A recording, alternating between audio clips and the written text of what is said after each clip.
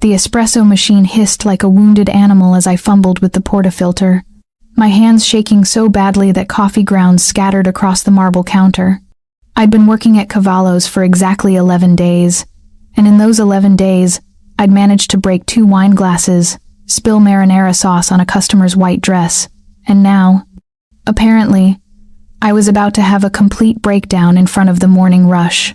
"Emma, table 4 needs their cappuccinos." Marco called from behind me, his tone clipped with impatience. "Coming," I managed, my voice thin and reedy even to my own ears.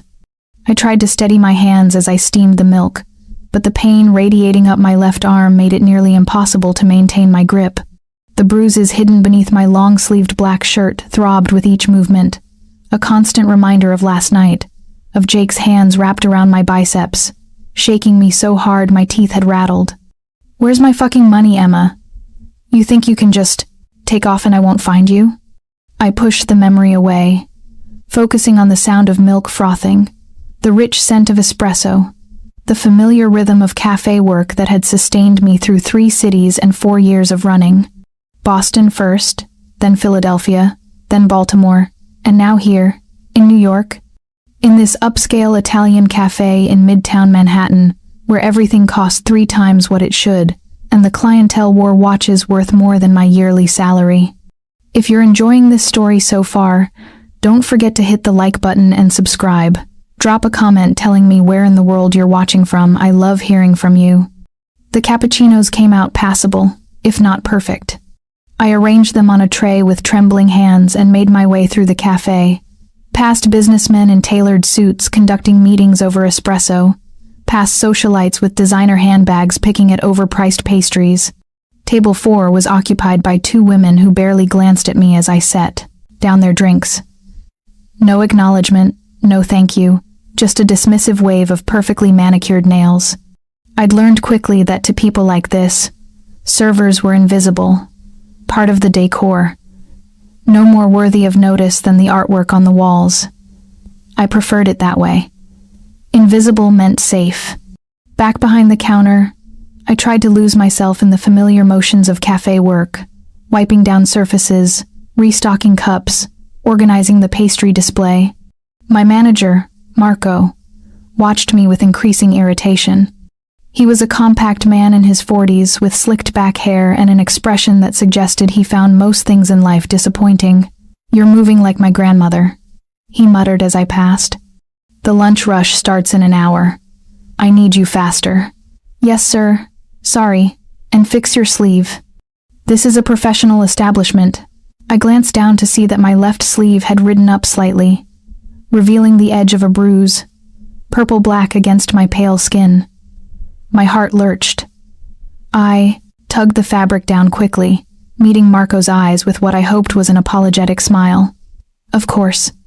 I'm sorry." He shook his head and walked away, already distracted by something else. I released a shaky breath, my pulse hammering. 11 days. I just needed to make it through the probationary period. Needed this job to become permanent. Needed the steady paycheck and the health insurance and the chance to finally stop running. The lunch rush began exactly on schedule, a flood of suits and expense accounts filling every table in the elegant space. Cavallo's occupied the ground floor of a historic building on East 52nd Street. All exposed brick and industrial chic lighting, with floor-to-ceiling windows that looked out onto the bustling Manhattan street. I moved between tables in a blur, taking orders, delivering food, clearing plates, my entire body screaming in protest. The bruises on my arms weren't the worst of it. There were others, hidden beneath my clothes. Jake's parting gifts before I'd managed to escape his apartment at 3 a.m, throwing my few possessions into a duffel bag and running into the pre-dawn darkness. "He'll find you," my mind whispered with each step. "He always finds you." I was clearing table 7 when it happened. My hands, already unsteady, lost their grip on a water glass. It tumbled in what felt like slow motion, bouncing off the edge of the tray and shattering against the floor with a crack that silenced the entire cafe. Every head turned. Every conversation stopped. I stood frozen, staring at the glittering shards scattered across the polished concrete floor, at the water spreading in a dark puddle around my feet. The shame was immediate and overwhelming, a hot flush creeping up my neck. "I'm so sorry," I whispered to the businessman whose table I'd been clearing. "I'll clean this up right away. Emma." Marco's voice cut through the silence like a blade. "My office, now." My stomach dropped. "But the glass, Antonio will handle it." "Office." I followed him through the cafe, acutely aware of every eye tracking my progress, of the whispers that had already started. Through the kitchen, past line cooks who didn't even glance up from their work, down a short hallway to a cramped office that smelled of cigarette smoke and disappointment. Marco closed the door behind us and turned to face me, his expression harder than I'd ever seen it. "This isn't working, Emma." The words hit me like a physical blow. "Please," I said, hating the desperation in my voice. "Please. I know I've made mistakes, but I'm learning. You need to be somewhere else." He crossed his arms. "You're too slow, too jumpy, too distracted. This is a high-end establishment. Our clients expect a certain level of service. I can do better. I promise. Please don't fire me." The words tumbled out in a rush. "I need this job. I've already made my decision." Panic clawed at my chest. Without this job, I couldn't pay rent. Without rent, I'd be on the street. And if I was on the street, Jake would find me. He was still out there, still looking, still sending messages to my old phone number that I'd blocked but could still see in my nightmares. "Please," I begged, and I hated myself for it.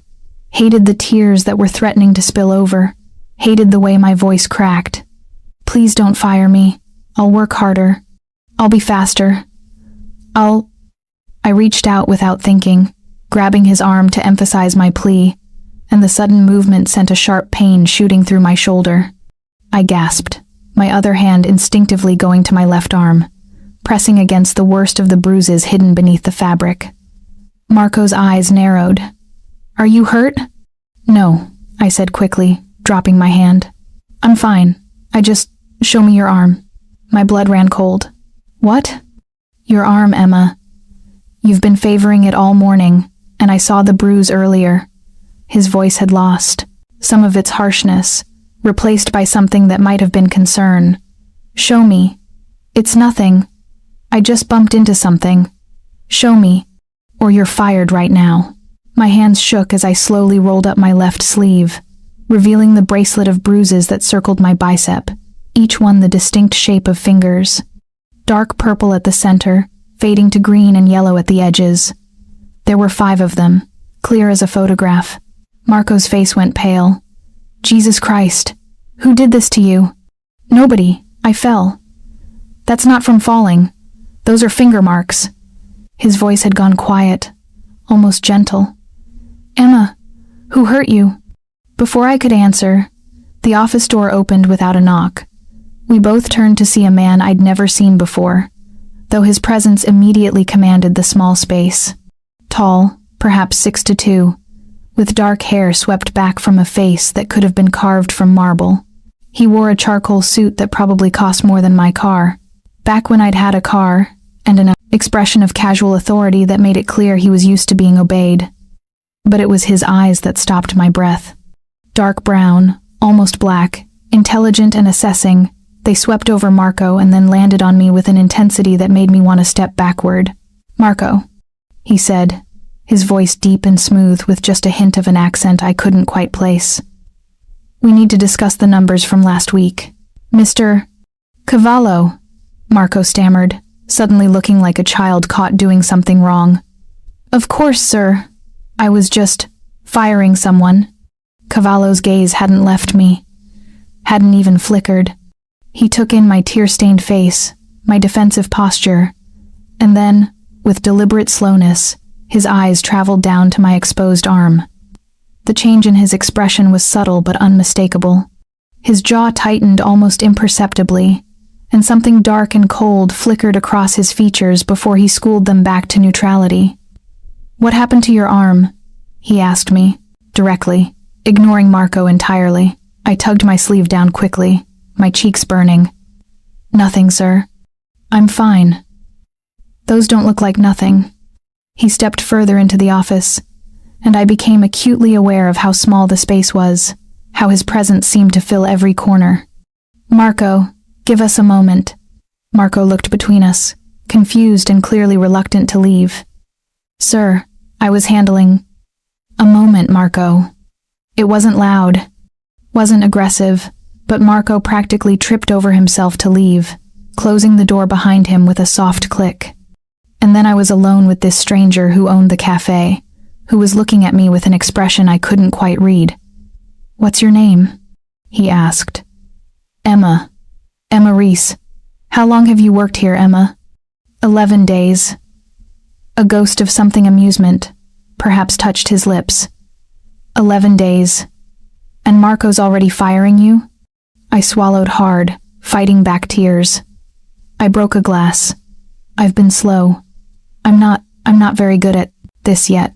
And your arm? He gestured toward where I'd hidden the bruises. That's why you're slow? I didn't answer. Couldn't answer. The words stuck in my throat like broken glass. Cavallo moved closer, and I caught the scent of his cologne, something expensive and masculine that made my head spin. He was studying me with an intensity that should have been uncomfortable but somehow wasn't. There was something in his gaze that felt less like scrutiny and more like assessment. As if he was solving a puzzle. Someone hurt you, he said quietly. It wasn't a question. I'm fine, I whispered, the lie tasting bitter on my tongue. You're not fine. You're terrified. He paused, his dark eyes searching mine. Of me? Or of whoever did that to you? The question hung in the air between us. I wanted to lie, to deflect, to run. But there was something about the way he was looking at me, something that made me feel like lying would be pointless. Both, I admitted finally, my voice barely audible.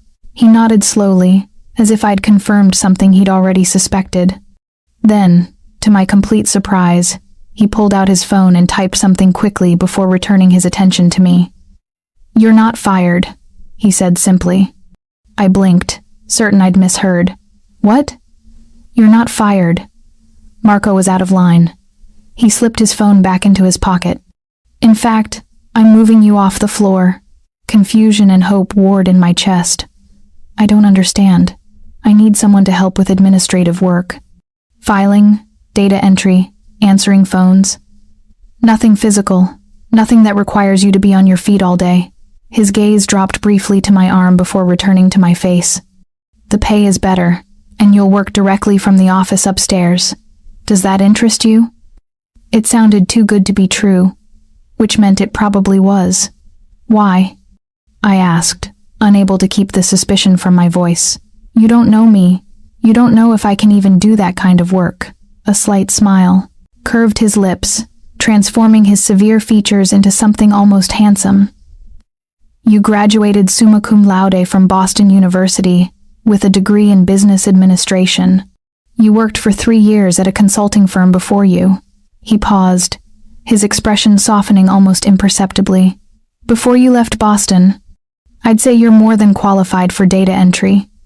My blood turned to ice. How do you know that? He didn't answer directly. Instead, he moved to the door and opened it, gesturing for me to follow. Come with me. Every instinct I had screamed at me to refuse, to run, to get as far away from this man as possible. He'd had me investigated. He knew things about my past that I'd never shared with anyone at Cavallo's. That level of knowledge, that level of interest, was dangerous. But I was so tired of running. So tired of being afraid. And something in his eyes, something I couldn't quite name, made me believe that maybe, just maybe, he wasn't another threat to flee from. I followed him out of Marco's office, through the kitchen where every cook had suddenly found something fascinating to focus on, and up a narrow staircase I'd never noticed before. At the top was a door with a keypad lock. Cavallo punched in a code, and the door swung open to reveal a space that was shockingly different from the cafe below. The office was all dark wood and leather, with floor-to-ceiling windows overlooking 52nd Street. A massive desk dominated one corner, flanked by filing cabinets and bookshelves lined with what looked like accounting ledgers. But what caught my attention was the sitting area near the windows. 2 leather sofas facing each other across a coffee table, and in one of them sat a man who could have been Cavallo's brother, though slightly older, with the same dark eyes and severe features. "Dante," the man said, standing as we entered. His eyes moved to me with open curiosity. "This her?" "Emma Reese, Cavallo Dante," apparently said by way of introduction. "Emma, this is my brother Luca." Luca's handshake was firm but brief, his gaze assessing in a way that reminded me of Dante's. "The one from Boston." My stomach clenched. They'd both been looking into my background. But why? "Sit," Dante said, gesturing to one of the sofas. It wasn't quite a command, but it wasn't exactly a request either. I sat, perching on the edge of the leather cushion, every muscle tense and ready to bolt. Dante took the sofa across from me while Luca remained standing, his arms crossed, watching me with an expression I couldn't quite read. "I'm going to ask you a question," Dante said, his voice calm and measured. "And I need you to answer honestly. Can you do that?" I nodded, not trusting my voice. "The man who hurt you, is he still looking for you?" The question hit me like a punch to the gut. How could he possibly know that? How could he know about Jake, about the running, about the fear that woke me up at 3 a.m. in a cold sweat? I don't know what you're talking about," I said, but the words came out shaky, unconvincing even to my own ears. Dante leaned forward slightly, his elbows resting on his knees, his dark eyes never leaving mine. "Emma, I'm going to be very direct with you because I think you deserve that. 3 months ago, you filed a restraining order against a Jake Morrison in Boston. 2 months ago, that restraining order was violated when he showed up at your apartment. You left Boston the next day. A month ago, you filed another restraining order in Philadelphia after he found you there. 2 weeks ago, you arrived in New York." He paused, letting the weight of his knowledge settle over me. "And last night, based on the age of those bruises, he found you again." I couldn't breathe, couldn't think. The room seemed to tilt around me. "How do you know all this?" I whispered. "Because I make it my business to know who works in my establishments," Dante said quietly. "And because the moment I saw those bruises, I recognized them for what they were." Tears were streaming down my face now, hot and shameful. "Please don't fire me. Please." I know I should have told Marco about the restraining order, but I was afraid he wouldn't hire me, and I needed this job so badly, and I promise I'll be more careful. Emma." Dante's voice cut through my rambling, gentle but firm. "I'm not firing you. I'm protecting you." I stared at him, not understanding. "What?" "The job offer is real. Administrative work, better pay, office upstairs. But more than that." He glanced at his brother, some unspoken communication passing between them. "More than that, I'm going to make sure Jake Morrison never touches you again." A laugh bubbled up in my throat, hysterical and bitter. "You can't promise that. No one can. Restraining orders don't work. The police can't do anything until he actually hurts me. And by then," my voice broke. "By then it might be too late." "I'm not the police," Dante said, simply. The way he said it, the certainty in his voice, sent a chill down my spine. I looked between him and Luca, really seeing them for the first time. The expensive suits, yes, but also the way they carried themselves, the casual authority, the air of barely contained danger that seemed to radiate from them both. "Who are you?" I asked quietly. "Really?" Dante stood, moving to the window to look out at the Manhattan skyline. When he spoke, his back was still to me, his voice almost contemplative. "My family has owned this cafe for 40 years. We own several other businesses in the city, restaurants, clubs, a few import companies." He turned to face me. "We're well connected. We have resources, and we don't take kindly to people who hurt those under our protection." Under our protection. The phrase sent another shiver through me, but this time it wasn't entirely from fear. I don't understand why you'd help me, I said. You don't know me. I've worked here less than 2 weeks. Why would you? Because no one should have to live in fear, Luca interjected, his voice quieter than his brother's but no less intense.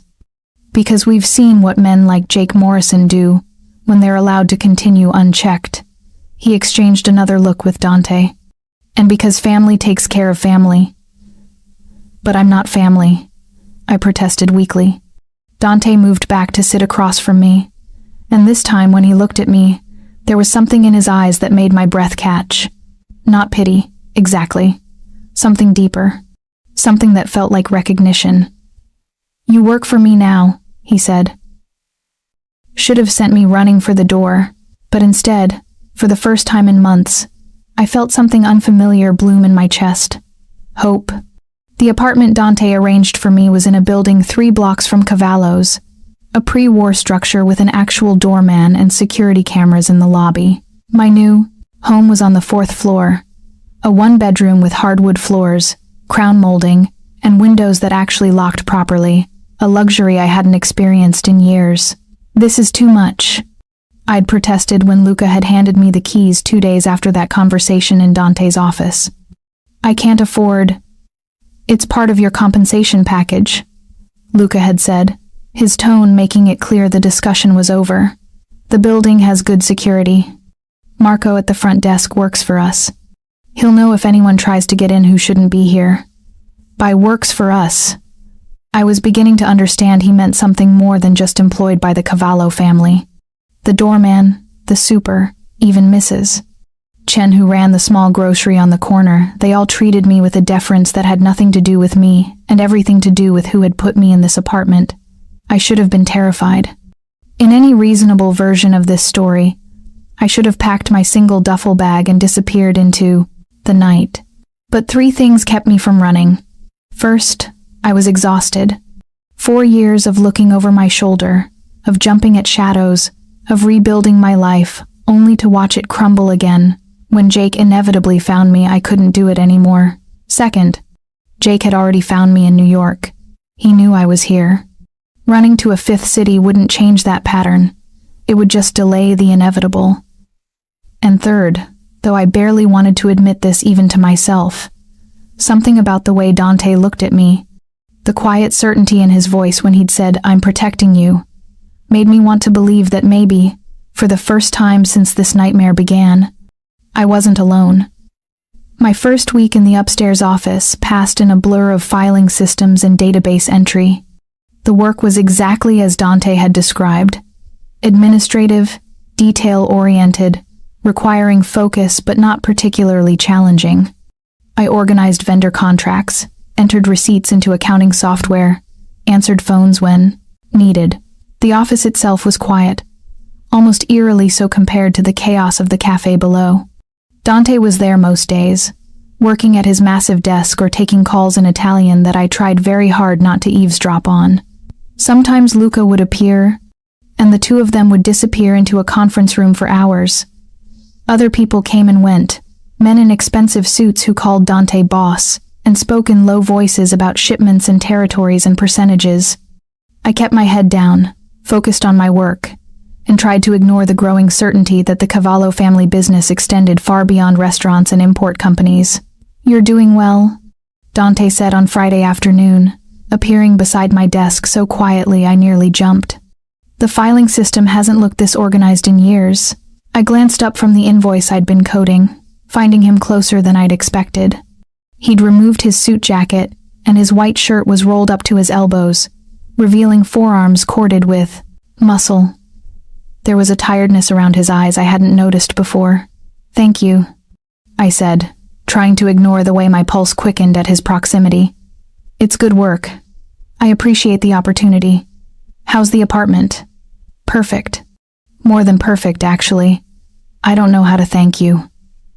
Something flickered in his dark eyes. "You don't need to thank me, Emma. I told you work for me now.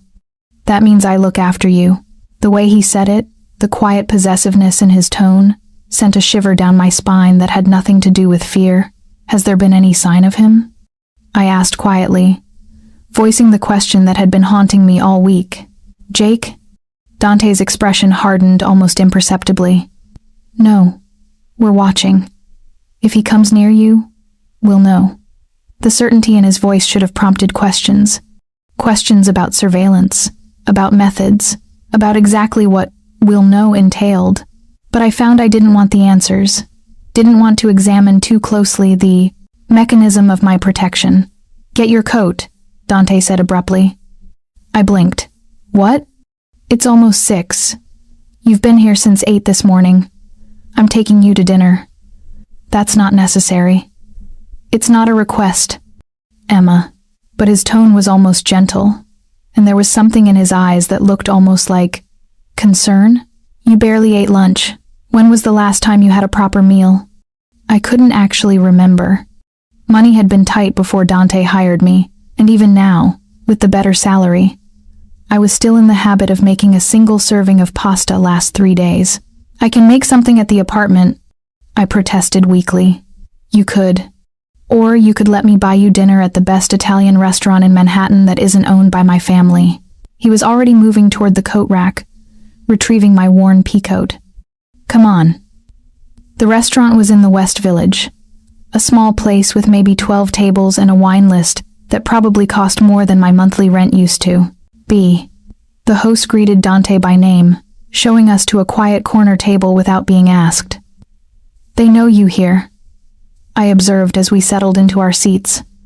I know the owner. He's from the same region in Italy as my grandparents. Dante ordered wine without consulting the list, then turned his attention fully to me. Tell me about Boston. I tensed. What about it?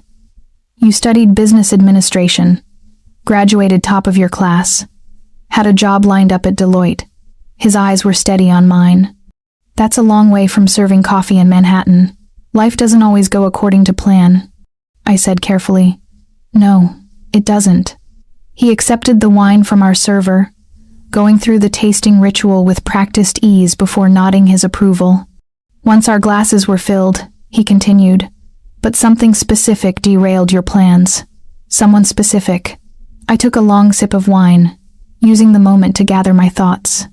The Chianti was rich and complex, probably worth more per bottle than I used to make in a week.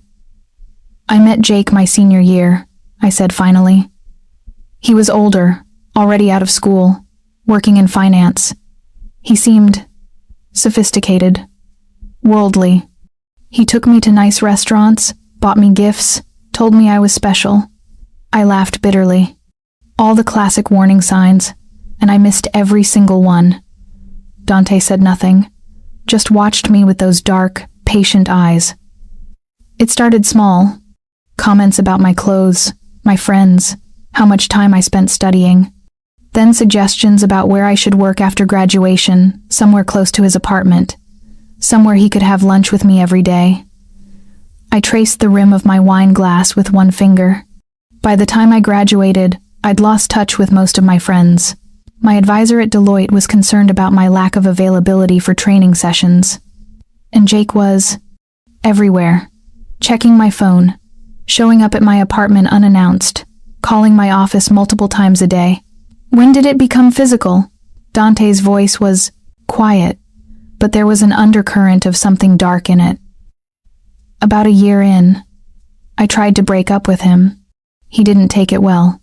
I pulled my sleeve up slightly, revealing the faded scar on my wrist where he'd grabbed me hard enough to break skin with his watch band. That was the first time, not the last. Dante's jaw clenched, a muscle ticking beneath the skin. And you went to the police. Multiple times. Restraining orders, police reports, the whole thing. But Jake's family has money, good lawyers, and he's smart. He knows how to walk right up to the line without quite crossing it in ways that would actually land him in jail. I met Dante's eyes. The system isn't designed to protect women like me. It's designed to react after we're already dead. The bluntness of the statement hung in the air between us.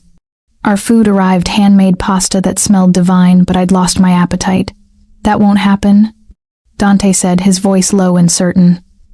I won't let it happen. You can't know that. Yes, I can. He leaned forward slightly, his intensity pinning me in place. Emma, I need you to understand something about who I am, about what I'm capable of. My heart hammered against my ribs.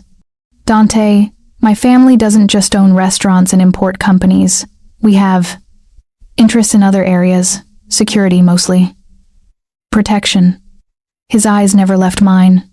We have resources that the police don't have. We have reach that restraining orders don't have.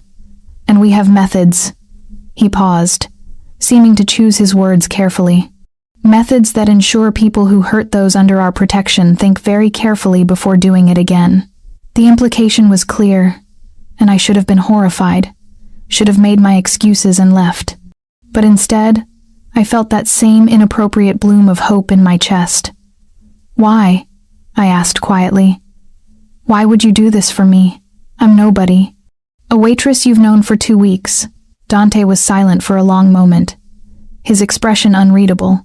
Then he said, My mother was in a situation similar to yours, before she met my father. A man who claimed to love her but hurt her, who tracked her across states when she tried to leave. His voice had gone soft, almost distant. My father found her working in a restaurant in Brooklyn, serving coffee with bruises on her arms she tried to hide with long sleeves. My breath caught. What happened? My father protected her, made sure the man who hurt her understood that she was untouchable now.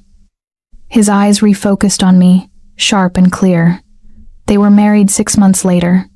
Had Luca and me built a life together. A ghost of a smile touched his lips. She died 3 years ago, but she lived long enough to see her sons grown, to know she was safe, to be happy. The parallel wasn't subtle. I understood what he was telling me, not just about his mother, but about his intentions toward me. I'm not looking for a husband, I said, trying to keep my voice light even as my heart raced. I'm just trying to survive. I know. His hand moved across the table, not quite touching mine, but close enough that I could feel the warmth of his skin. I'm not asking for anything from you, Emma, except to let me help, to let me keep you safe. If you're hooked on this story, make sure to subscribe and turn on notifications so you never miss an upload. Your support means everything and helps me bring you more emotional stories like this one. I looked down at his hand, so close to mine, and made a decision that would change everything. I closed the distance between us, letting my fingers brush against his. His hand turned, palm up, and I placed mine in it. His fingers closed around mine, warm and strong, and for the first time in 4 years, I felt safe. The weekend passed quietly. I spent Saturday organizing my small apartment, hanging the few photos I owned, trying to make the space feel like home. On Sunday, Dante called. How do you feel about art museums? He asked without preamble. I blinked, caught off guard by the question. I like them? I haven't been to one in years. The Met is open until 9 on Sundays. I thought you might enjoy a distraction. It wasn't until I was standing in front of the museum's grand entrance, watching Dante approach in dark jeans and a leather jacket that somehow made him look both more dangerous and more approachable than his usual suits, that I realized this might be a date. You look nervous, he observed as we climbed the steps together. I'm not sure what this is, I admitted. It's 2 people looking at art. His lips curved in a slight smile. Nothing more complicated than that. Unless you want it to be. We spent 3 hours wandering through galleries, Dante surprising me with his knowledge of Renaissance painters and modern sculpture. He moved through the crowds with the same confident ease he showed everywhere, but here, discussing brushwork and composition, he seemed more relaxed, more himself. My mother loved art, he explained as we stood before a Caravaggio. She dragged Luca and me to every museum in New York when we were kids. I pretended to hate it, but I was actually paying attention. She sounds like she was special. She was. His eyes never left the painting, but I saw the shadow of grief cross his features. She survived something terrible and built something beautiful. That takes a kind of strength most people don't have. I thought of my own survival, my own running, and wondered if I had that kind of strength, or if I was just too stubborn to give up. We were in the modern wing, standing before an abstract piece that was mostly shades of blue, when Dante's phone rang. He glanced at the screen, and his expression shifted instantly from relaxed to alert.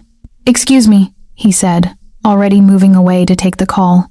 I watched him pace near the gallery entrance, his posture tense, his voice low and rapid in Italian. Even from a distance, I could see the change in him, the businessman, the boss, the man with dangerous connections replacing the patient museum companion. When he returned, his expression was carefully neutral, but I could see the tension in his shoulders. "What's wrong?" I asked. "We need to leave. Now." My stomach dropped. "Jake? We're not sure yet, but someone's been asking questions, showing your photo around your old neighborhood in Queens." His hand found the small of my back, guiding me firmly toward the exit.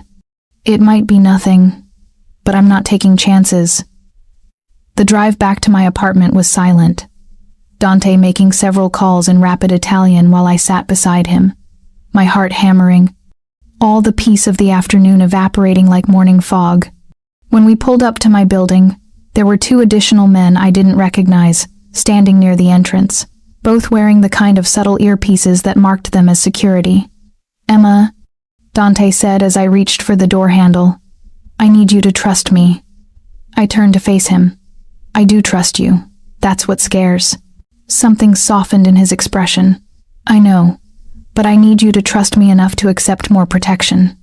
At least for now, until we know who's asking questions and why." "What kind of protection?" "Someone watching your building, someone driving you to and from work, someone checking any visitors before they get to your floor." He paused. "I know it feels like a loss of freedom, but it's temporary." I wanted to argue, to insist I didn't need that level of surveillance. But the fear curling in my stomach, the memory of Jake's hands on my arms, the knowledge that he was out there somewhere, still looking, it all made the words die in my throat. "Okay," I whispered. Dante walked me up to my apartment, one of the security men following at a discreet distance. At my door, he hesitated. "I'm going to find out who's looking for you," he said quietly.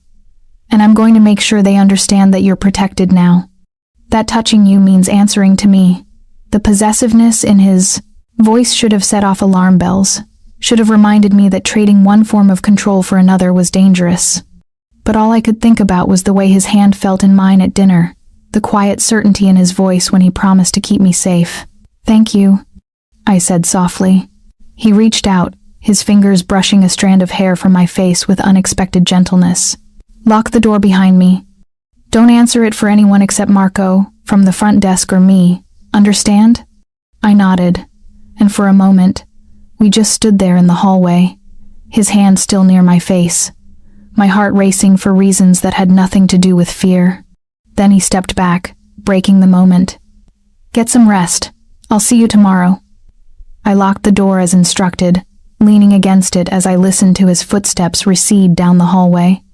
My phone buzzed with a text from an unknown number. "This is Dante. I'm having your number changed tomorrow, but use this one to reach me if you need anything. Anything at all."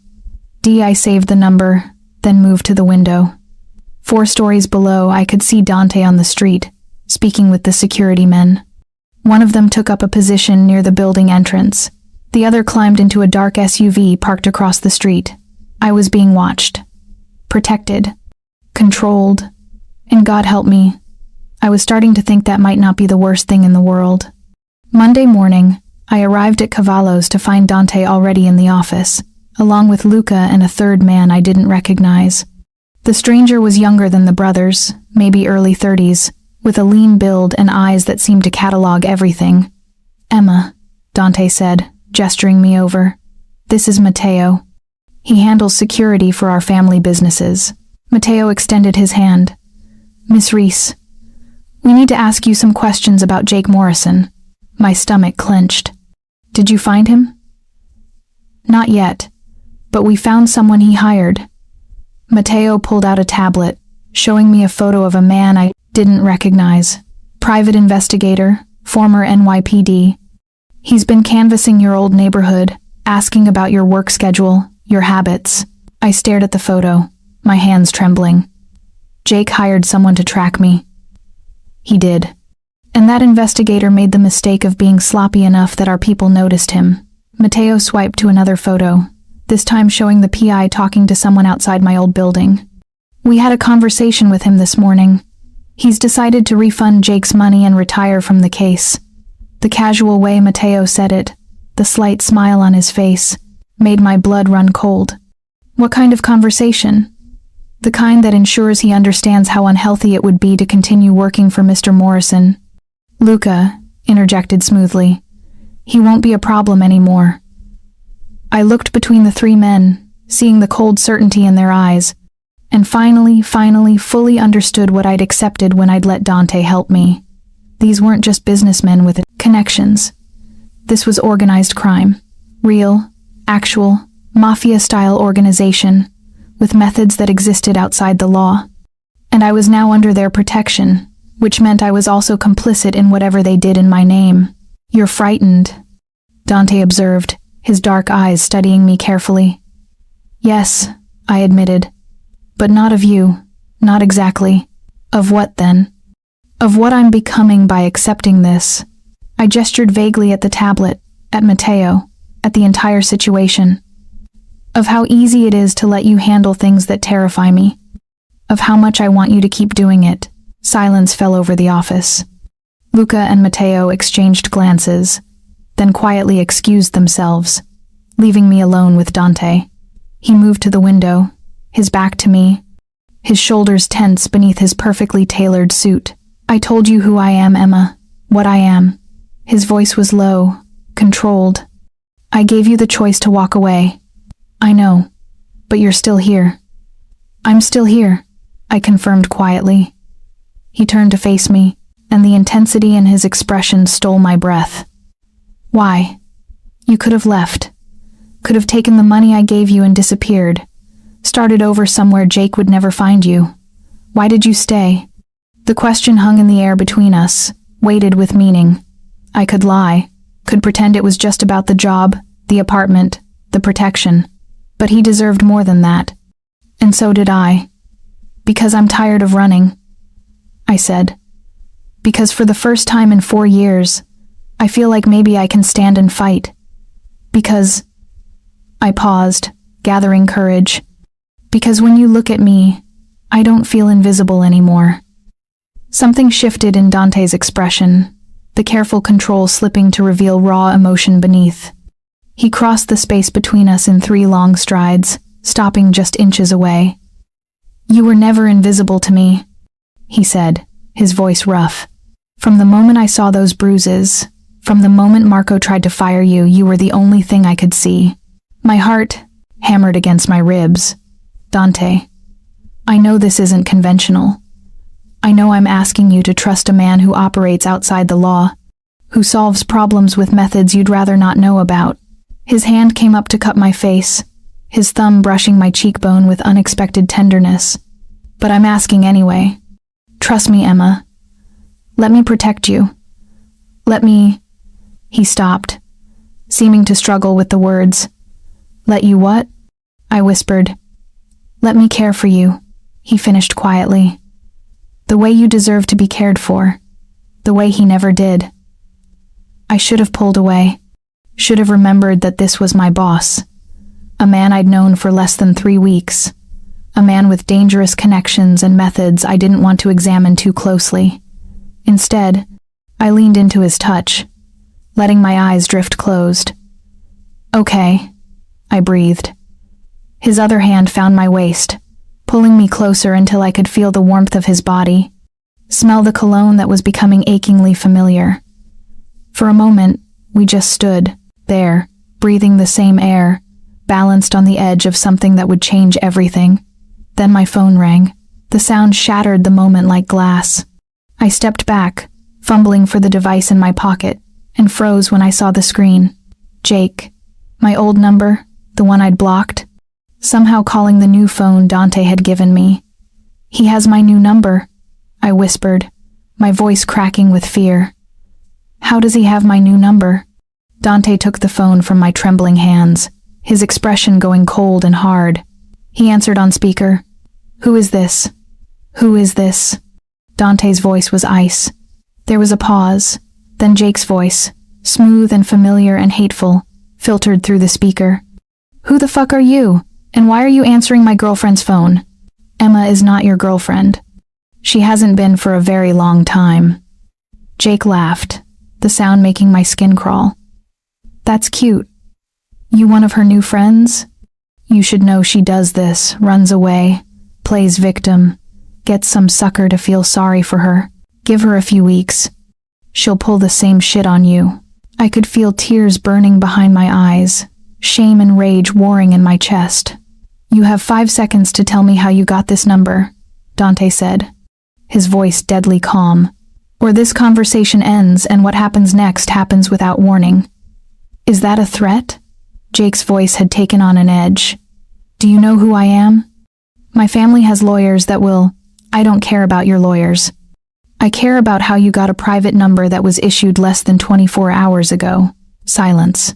Then, carefully, I have friends at Verizon. Wasn't hard to track. Then your friends at Verizon just made a very serious mistake. Dante's eyes met mine, and what I saw there made me shiver. This is the last time you contact Emma. The last time you look for her. The last time you even think her name. Do you understand me? Fuck you. She's mine. She'll always be. Dante ended the call and immediately made another, speaking in rapid Italian. I caught words like Verizon, inside contact, and handle it. When he hung up, he pulled me into his arms without asking permission, and I let him, burying my face against his chest as tears finally spilled over. He won't stop, I sobbed. He'll never stop. He always finds a way, Emma.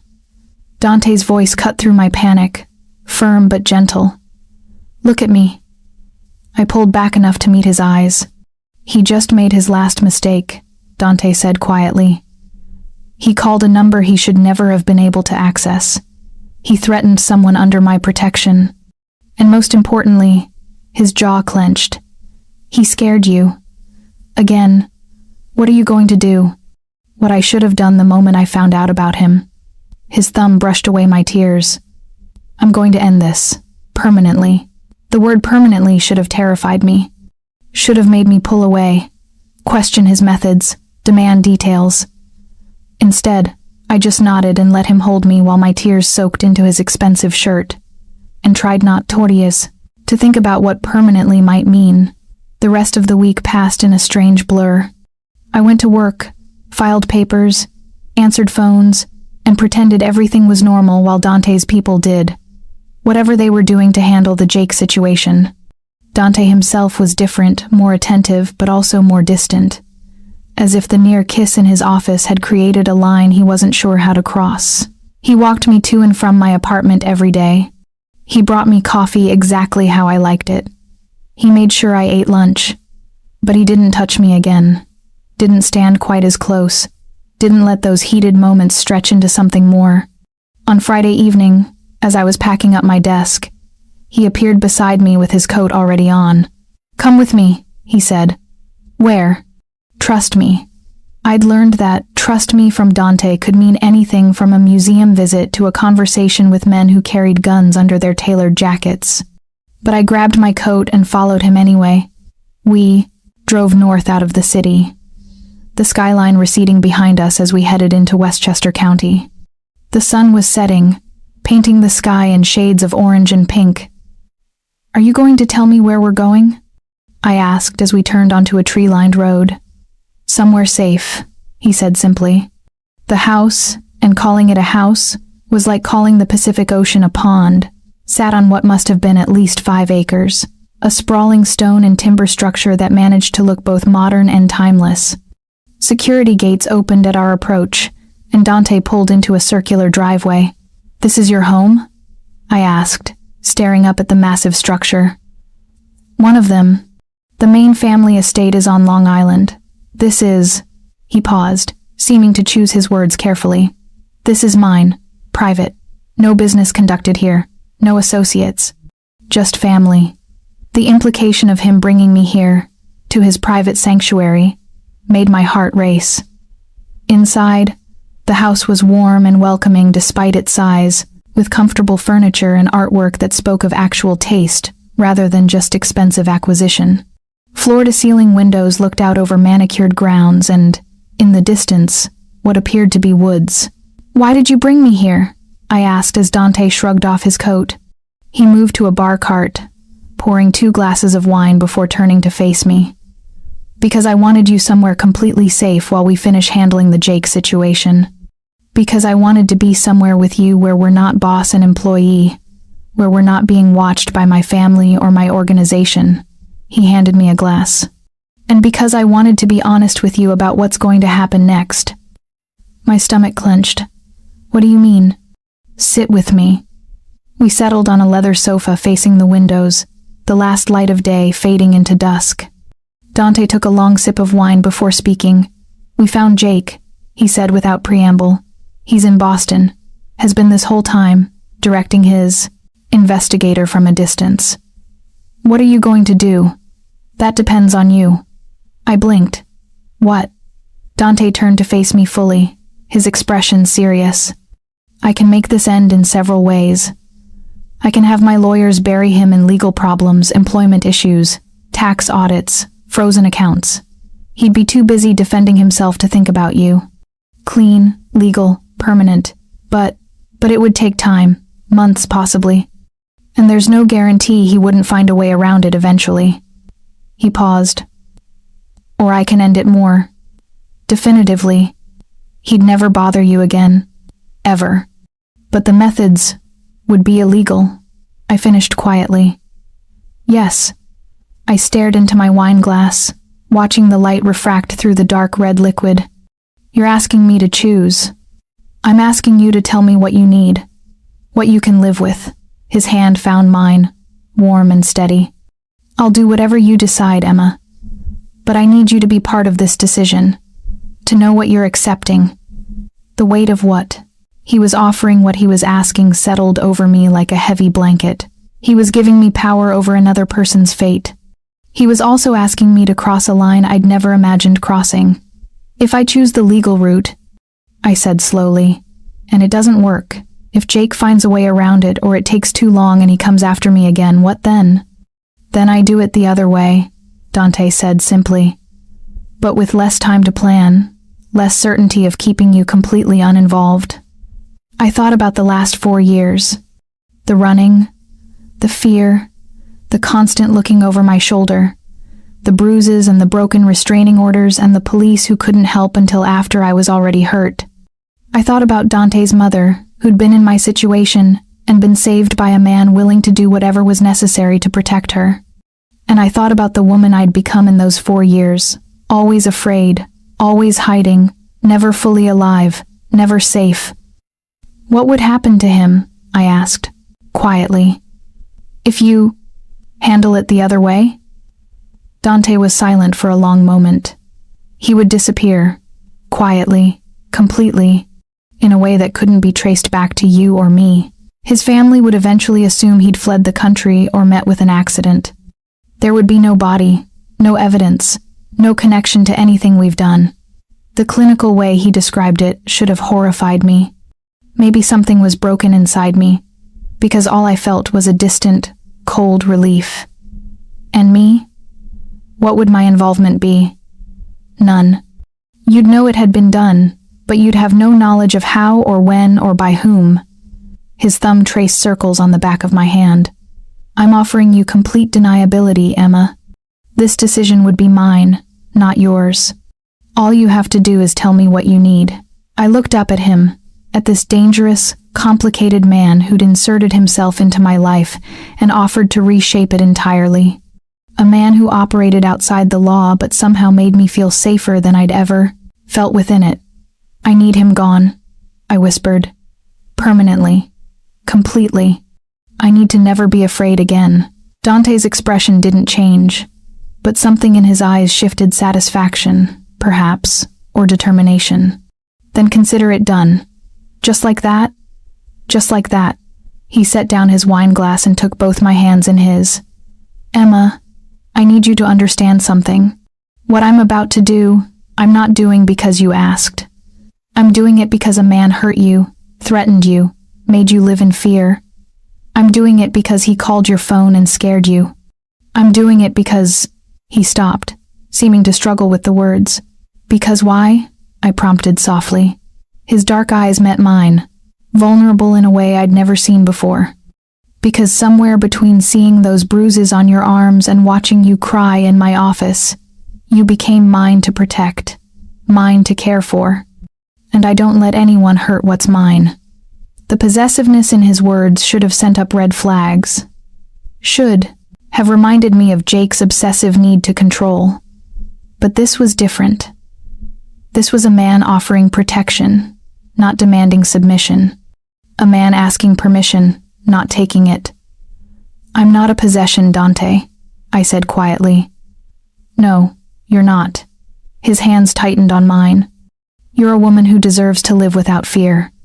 A woman who deserves to be protected, not controlled. A woman who... He paused, his jaw clenching. A woman I'm falling for despite every rule I've set for myself about not mixing business with personal feelings. My breath caught. Dante, I know it's too soon. I know this whole situation is complicated and probably unhealthy and definitely not conventional. A slight smile touched his lips. But I also know that I think about you constantly, that I want to be near you, that the thought of Jake or anyone else touching you makes me want to do violent things. That's not love, I whispered. That's protectiveness. Maybe. Or maybe it's both. He released one of to country, my hands to cup my face, his touch achingly gentle. I'm not asking you to love me back, Emma.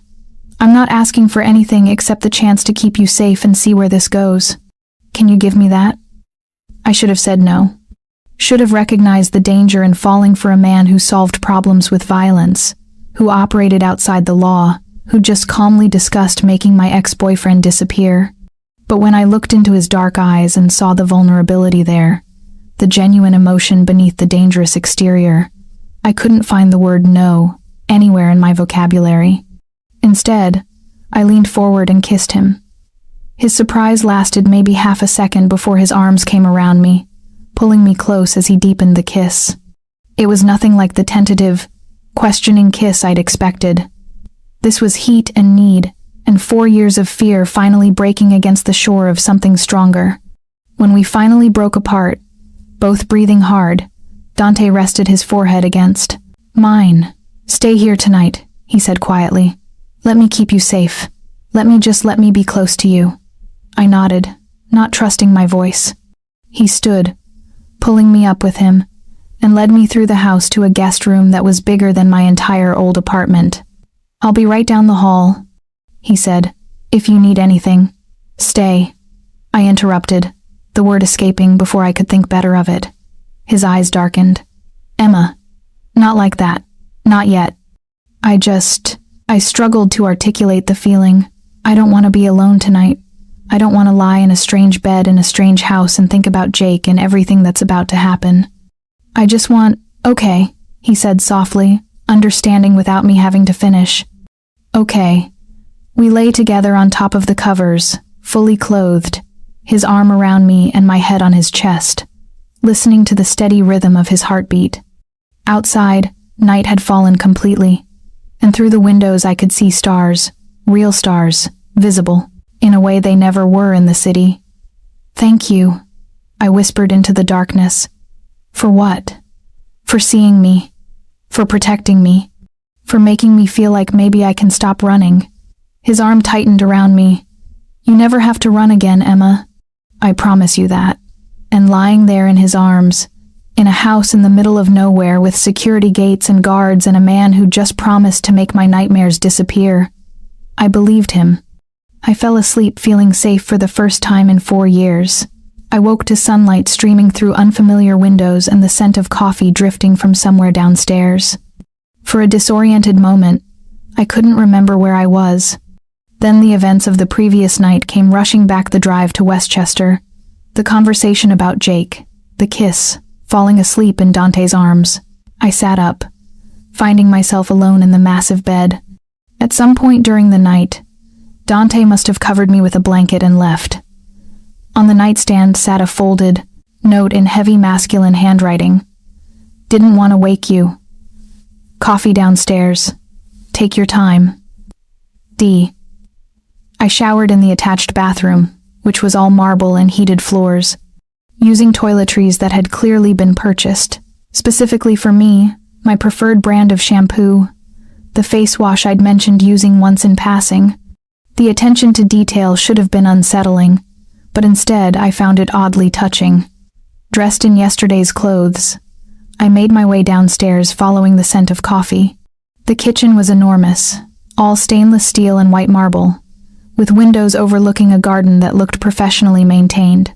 Dante stood at the island, dressed casually in dark jeans and a black Henley, reading something on his tablet while nursing an espresso. He looked up as I entered, and something in his expression softened. Good morning, morning. I accepted the cup of coffee he poured for me, fixed exactly how I liked it. What time is it? Almost 9. You needed the sleep. He set down his tablet. How do you feel? The question was loaded with meaning. How did I feel about last night? About the decision we'd made? About what was going to happen to Jake? Lighter, I admitted, like I can breathe properly for the first time in years. He nodded, seeming to understand.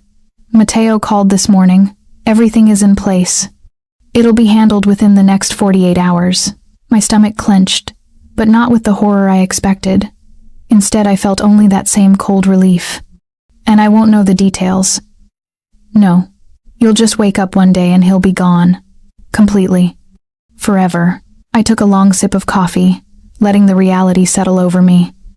In 48 hours, Jake Morrison would cease to exist, and I would finally be free. Thank you, I whispered. Dante moved around the island, stopping in front of me. His hand came up to cup my face, his thumb brushing my cheekbone. You don't need to thank me for this, Emma. I'm doing it because I want to, because you deserve to live without fear. He paused, his dark eyes searching mine. Because I care about you more than I probably should. I leaned into his touch, letting my eyes drift closed. I care about you too. That probably makes me crazy. Maybe we're both crazy. His voice was soft, almost amused. But I'll take it.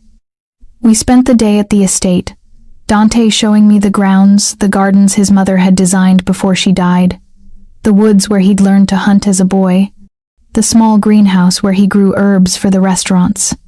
It was a side of him I hadn't seen before, more relaxed, more open, the dangerous boss replaced by a man who appreciated beauty and solitude. I don't bring people here, he said as we walked through the woods, fallen leaves crunching beneath our feet.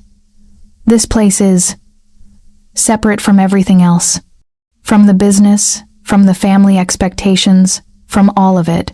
Why did you bring me then? He stopped walking, turning to face me. Around us, the trees were bare, skeletal against the autumn sky. Because I wanted you to see this part of me, the part that isn't about power or control, or doing things that would horrify most people. His hand found mine, our fingers intertwining. I wanted you to see that there's more to me than what I do, that I'm capable of. Gentleness, care, things I haven't let myself feel in a long time. My heart ached at the vulnerability in his voice. I see that, Dante. I've seen it from the beginning. Have you? His other hand came up to brush a strand of hair from my face. Because sometimes I look at you and I see fear in your eyes, and I can't tell if you're afraid of Jake or afraid of me. Afraid of what I'm capable of. I thought about that, about the complex tangle of emotions I felt when I looked at him. I'm not afraid of you. I'm afraid of how much I need you. How quickly you've become essential to my sense of safety. I paused, trying to find the right words. With Jake, I was always afraid because I had no control. He took it from me. But with you, you keep giving me choices. Asking what I need, making me part of the decisions. That's not control. That's partnership. Something shifted in his expression. The the last wall between us crumbling. Partnership, he repeated softly. I like that. He kissed me then, there in the woods with leaves falling around us and the cold autumn air biting at our skin. It was different from the desperate kiss in his living room, slower, deeper, filled with promise rather than just heat. When we finally broke apart, both breathing hard, he rested his forehead against mine. Stay with me this weekend, here, away from the city and the business and everything else. Just us. I nodded, not trusting my voice. We spent Saturday evening cooking dinner together, Dante surprising me with his skill in the kitchen. My mother insisted all her sons know how to cook, he explained as he showed me how to properly make fresh pasta. She said a man who couldn't feed himself was only half a man. She sounds like she was wise. She was. His hands covered mine, guiding them through the motion of kneading dough. She would have liked you, would have seen herself in you. The woman running from an abusive man, the woman strong enough to survive it, to build a new life despite it. He pressed a kiss to my temple. That takes courage most people don't have. After dinner, we sat by the fireplace in the living room, me curled against his side, his arm around my shoulders. It felt domestic, normal, like we'd been doing this for years instead of days. Tell me about your family, I said quietly. Your real family, not the business side. He was silent for a moment, his fingers absently stroking my shoulder. My father built the organization from almost nothing. His father had been a low-level associate, nothing special. But my father was ambitious, smart, willing to take risks. He paused. He was also ruthless. He did things that would make what I'm doing to Jake look merciful. I tensed slightly, and his arm tightened around me.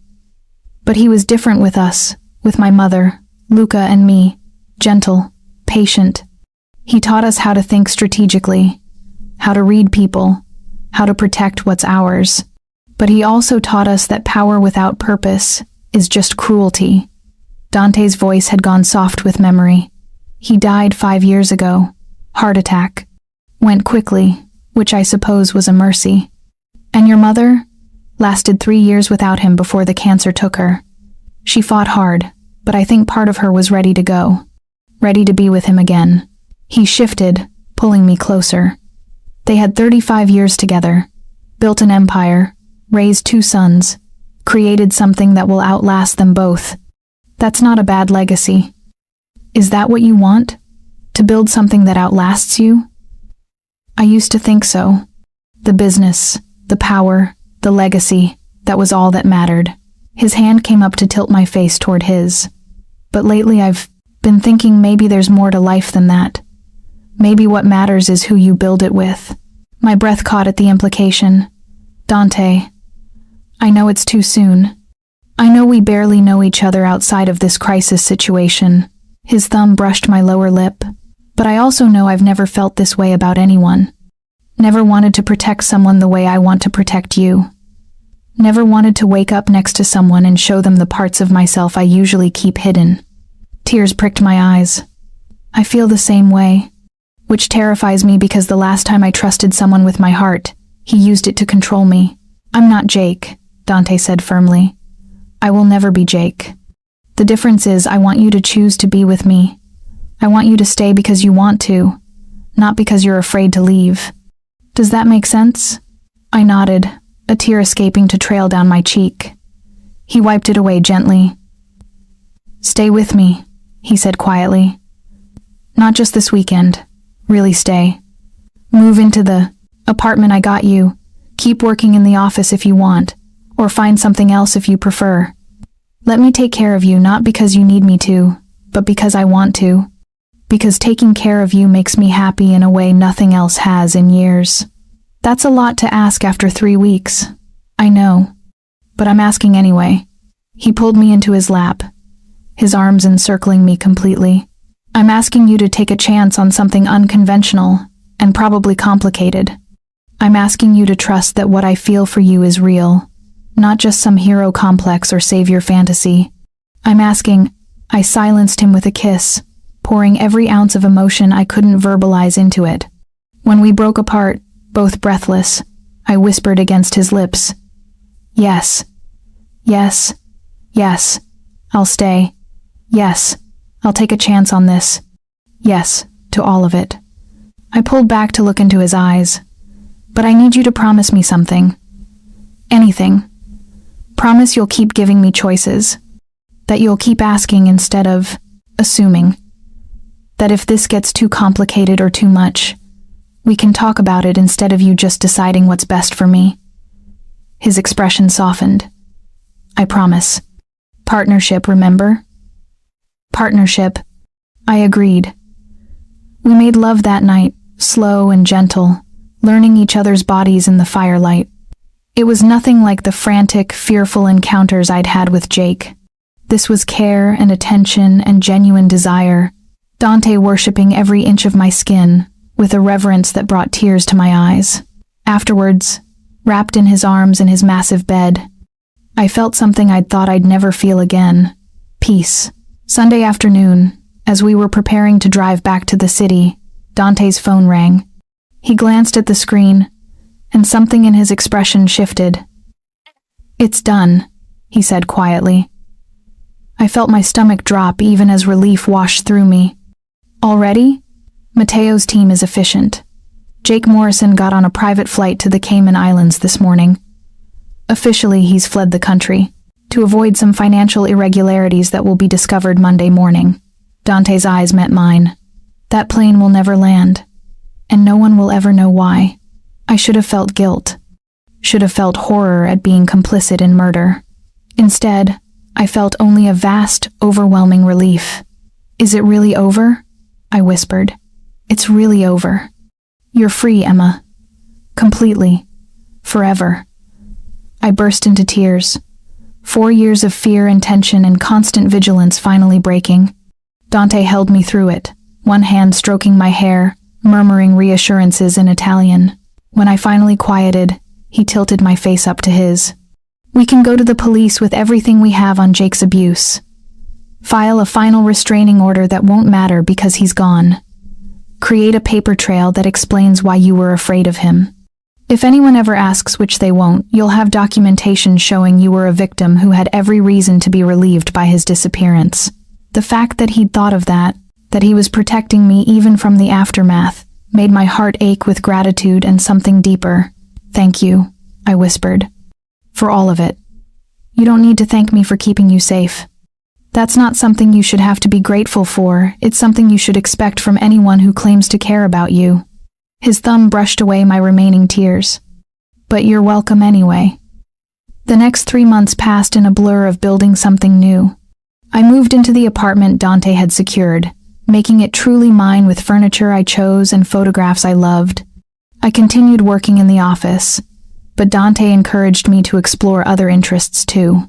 I started taking art classes at a community center, reconnected with a few friends from college, who I'd lost touch with during the Jake years. Dante and I settled into a rhythm that felt both natural and surprising. He was intense but never controlling, protective but never possessive in the toxic way Jake had been.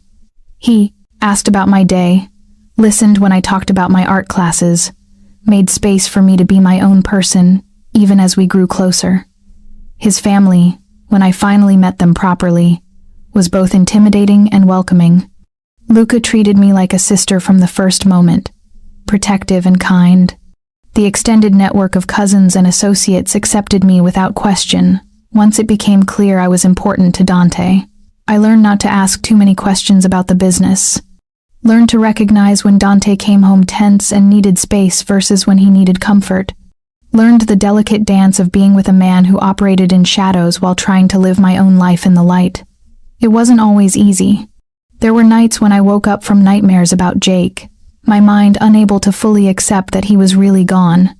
Dante would hold me through those episodes, patient and steady, never telling me to just get over it. There were also moments when the reality of what Dante did, what he was capable of, would hit me in unexpected ways.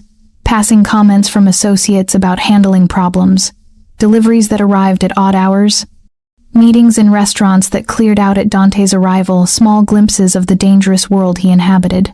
But there were also Sunday mornings in bed. Dante cooking me breakfast and reading me articles from the Times in his reading glasses that made him look adorably professorial.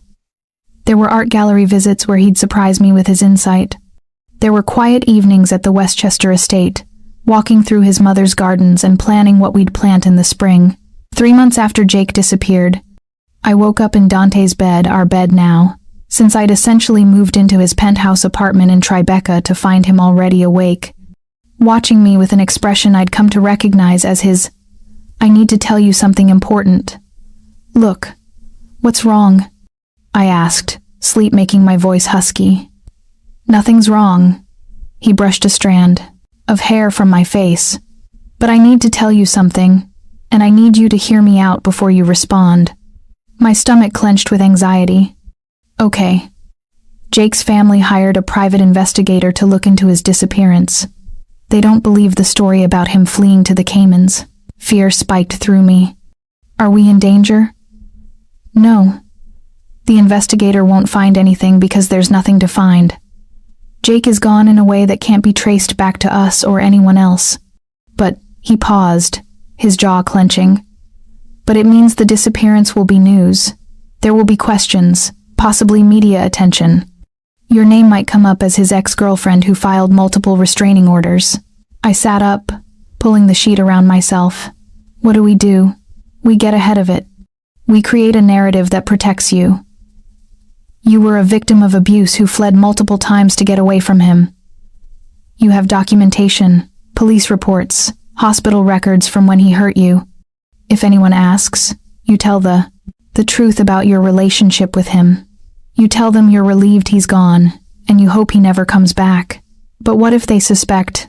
They won't. There's no connection between you and what happened to Jake. You were in New York the entire time.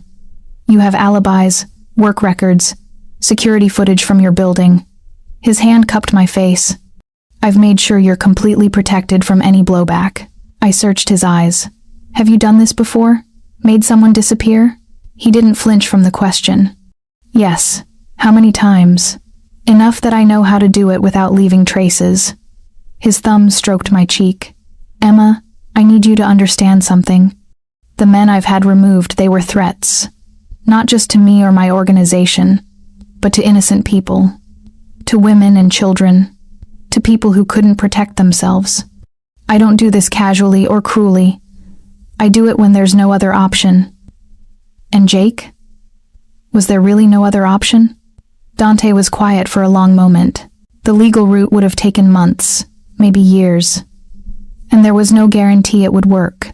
Men like Jake with money and lawyers and connections, they find ways around the system. You would have spent that entire time looking over your shoulder, wondering when he'd find a loophole, wondering if he'd hurt you before we could stop him. His eyes held mine. "I wasn't willing to let you live in that fear. So no, I don't think there was another option. Not one that truly protected you." I absorbed that, turning it over in my mind. I should feel guilty about it, about what happened to him. But you don't. "No. I feel relieved. Free. And that probably makes me a terrible person. It makes you human. It makes you someone who suffered under his control for years and finally got free of it." He pulled me close. "You're not terrible, Emma. You're strong. Stronger than you give yourself credit for." The news broke 2 days later. Wealthy Boston financier missing after suspicious flight to Cayman Islands. The story mentioned his family's insistence that something was wrong, that Jake would never just disappear. It mentioned the financial irregularities that had been discovered, and yes, it mentioned his history of restraining orders filed by multiple women, including me. My phone started ringing reporters, Jake's family, even a few old friends from Boston who suddenly wanted to reconnect. Dante had prepared me for this, coaching me on what to say and what to avoid. "I'm relieved he's gone," I told one persistent reporter who'd tracked me down at Cavallo's. "I spent years being afraid of him. Multiple restraining orders didn't stop him from finding me, from hurting me. If he's really fled the country to avoid legal trouble, then I hope he never comes back." The quote made it into the news cycle. And suddenly I wasn't just Jake's ex-girlfriend, I was a victim standing up against her abuser. The narrative shifted, people expressing support for me instead of Suspicion. Jake's mother called me directly one afternoon, her voice cold and accusing. You know something about where he is. I know you do. I know he hurt me repeatedly, I replied, my voice steady thanks to Dante's coaching. I know he violated restraining orders. I know he tracked me across multiple states. And I know I'm safer now than I've been in years. That's all I know, Mrs. Morrison. She hung up on me, but she never called again. 6 months after Jake disappeared, the story had faded from the news. His family eventually stopped looking, accepting the explanation that he'd fled to avoid prosecution. Life moved on.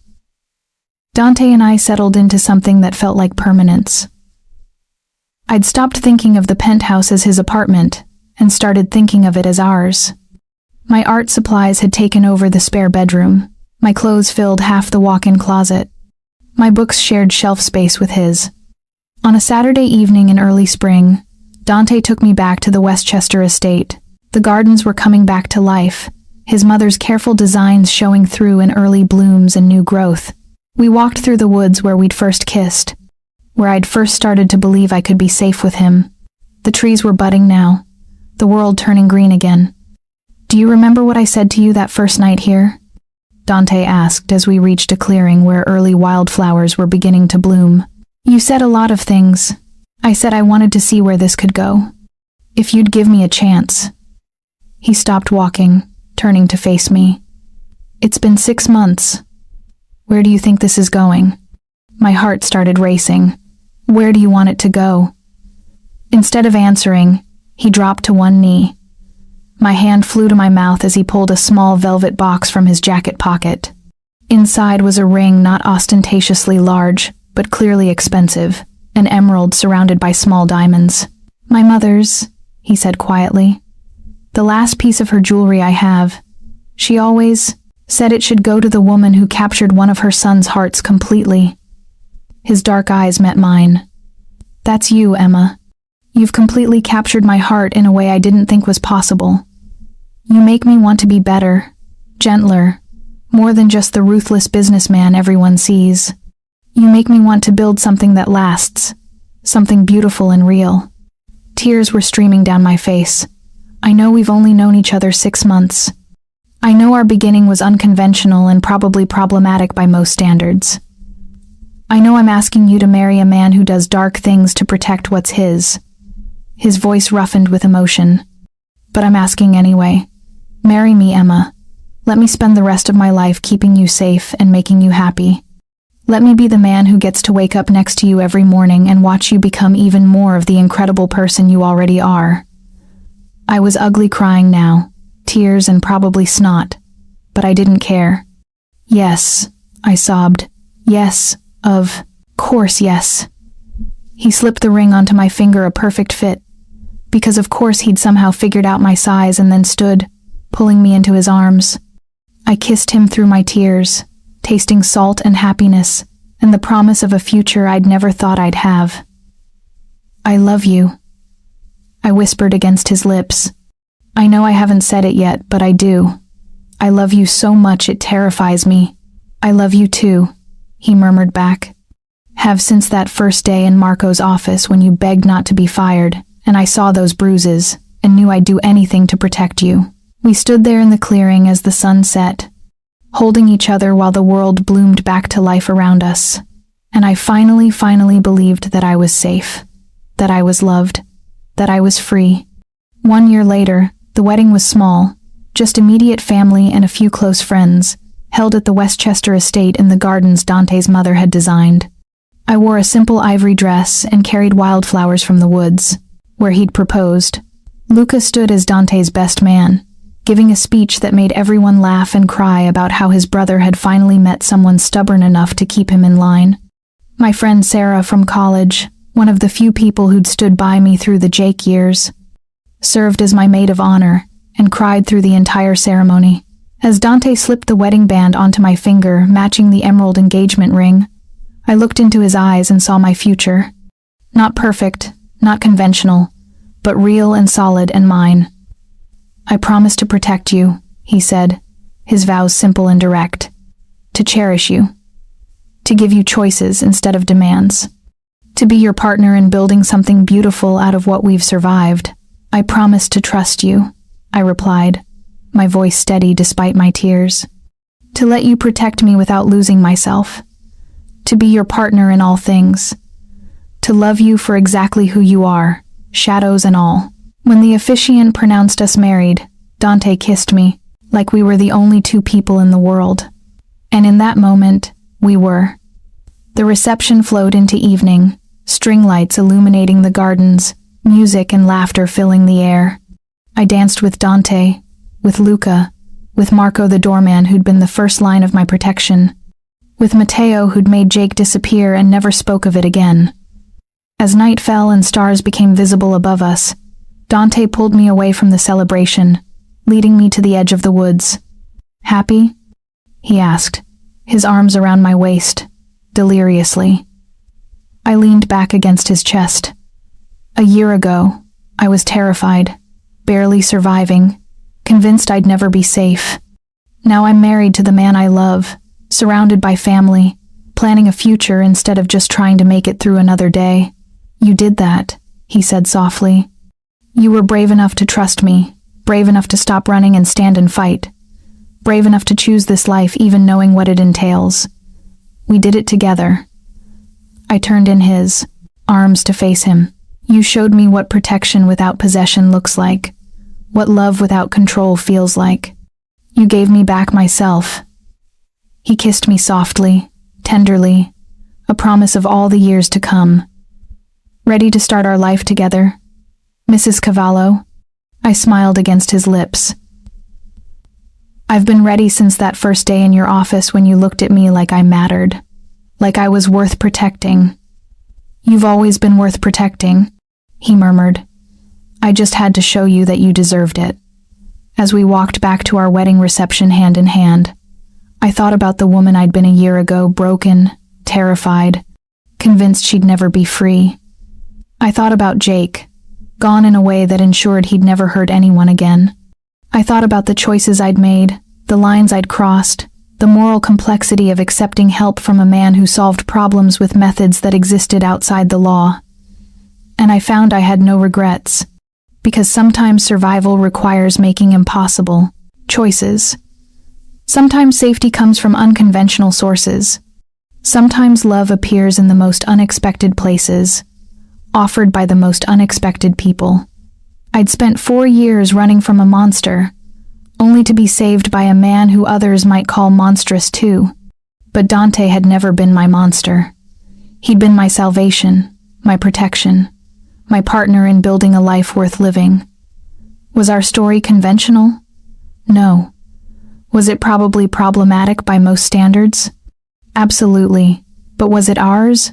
Real and true and fought for? Yes. 1,000 times yes.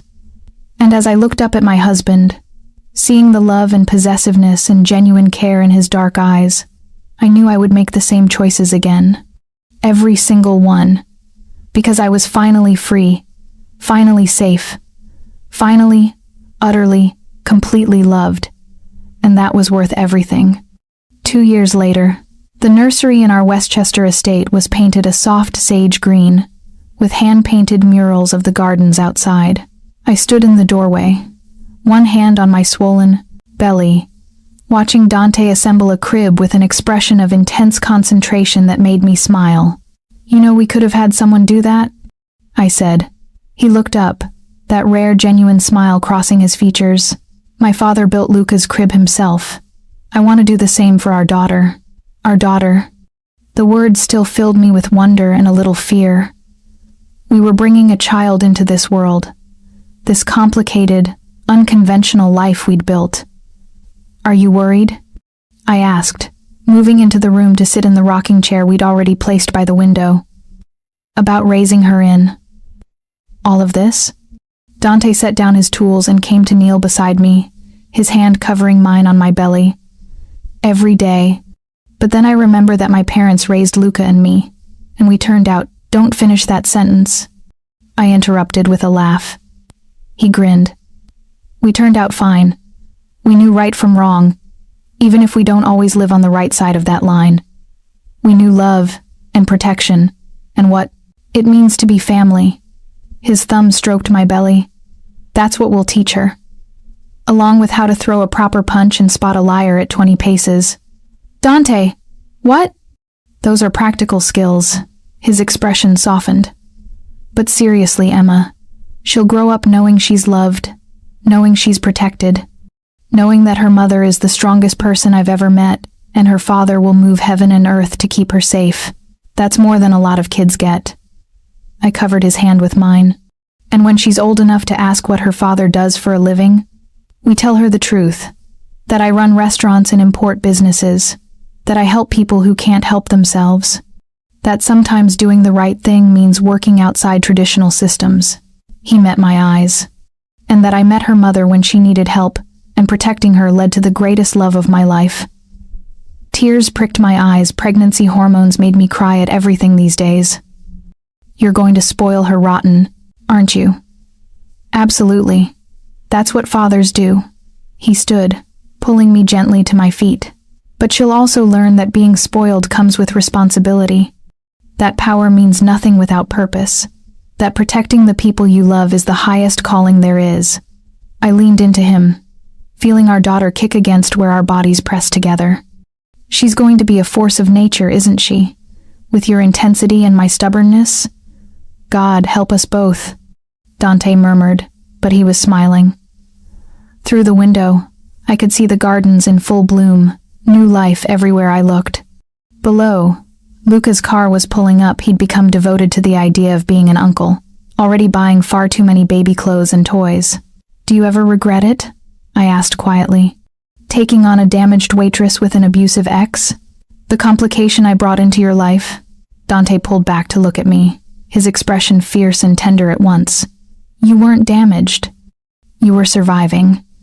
And you didn't complicate my life. You gave it meaning beyond power and control. His hand came up to cup my face. You taught me that strength isn't just about being feared. It's about protecting those you love. About building something beautiful out of something broken. About choosing love even when it's complicated and messy, and absolutely worth it. I kissed him, deep and slow, tasting the future on his lips. A future that included a daughter who would grow up knowing she was loved fiercely and protected absolutely. A future that included this man who'd seen my bruises and decided I was worth saving. A future built on unconventional foundations but solid nonetheless. I love you, I whispered against his lips. I love you too, he murmured back. My Emma, my wife, my everything. From downstairs, I heard Luca calling out that he'd brought dinner from Cavallo's. Life was calling us back, family dinners and baby preparations, and all the beautiful, mundane complications of building a life together. But for one more moment, we stood in our daughter's nursery, holding each other, two people who'd found salvation in the most unexpected place. In each other's arms. I'd started this journey as a terrified waitress, begging not to be fired, hiding bruises beneath long sleeves. I'd found myself in the protection of a dangerous man who'd shown me what real love looked like. And now I stood here, pregnant with our child, married to my savior and partner, building a life I'd never dreamed possible. The path hadn't been conventional. The methods hadn't been legal. The choices hadn't been simple. But the love, the protection, the family we'd built, those were as real as anything I'd ever known, and I wouldn't change a single moment of it. Thank you so much for watching until the end. If you loved this story, check out the other videos on your screen now. I think you'll really enjoy them. And don't forget to subscribe if you haven't already. See you in the next story.